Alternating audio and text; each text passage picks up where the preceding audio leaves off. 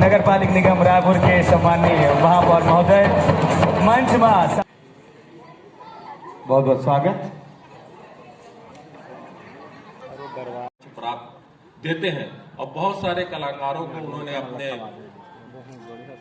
ओर से, अपने मन से बहुत सारे कलाकारों को उन्होंने निकाला भी है, निखारा भी।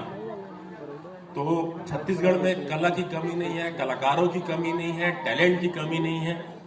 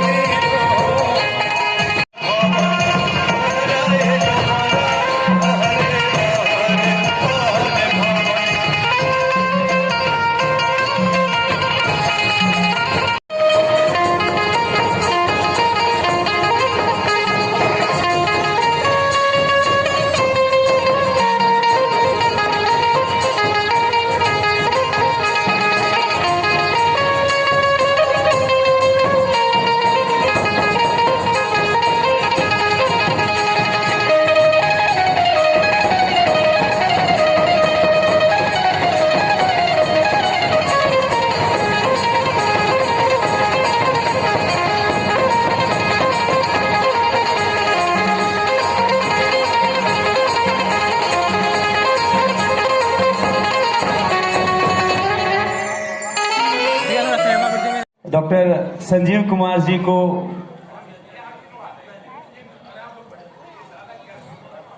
एक प्यारा सा प्रतीक चिन्ह प्रदान करने के लिए मैं निवेदन करूंगा माननीय महापौर महोदय के कर कमलों से हम डॉक्टर संजीव कुमार जी को